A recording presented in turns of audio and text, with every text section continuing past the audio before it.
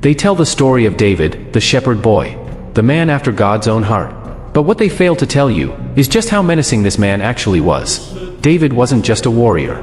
He was a problem. A name that made kings nervous. A presence that sent seasoned soldiers running before the fight even started. Before he ever picked up a sword, he killed a lion and a bear.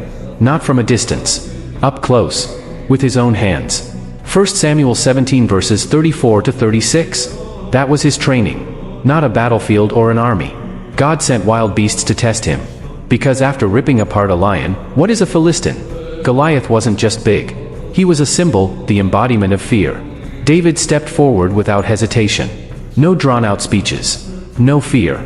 He didn't pick up one stone. He took 5. Not because he doubted himself. Not because he thought he'd miss. Because Goliath had 4 brothers. 2 Samuel 21 verse 22. One shot and the giant fell. David walked over, took Goliath's own sword and decapitated him to finish the job. 1 Samuel 17 verses 50 to 51. And yet, for all his strength, for all his victories, for all his relentlessness, David's downfall didn't come from an army. It didn't come from a warrior greater than him. It came from lust. He saw Bathsheba. He wanted her and he took her.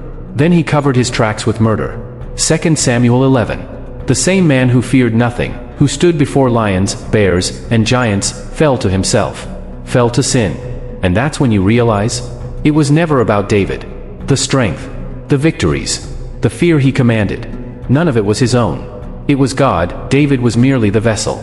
The moment David relied on himself, he collapsed like any other man. Because in the end, it was never David who was dangerous. It was the God who was with him.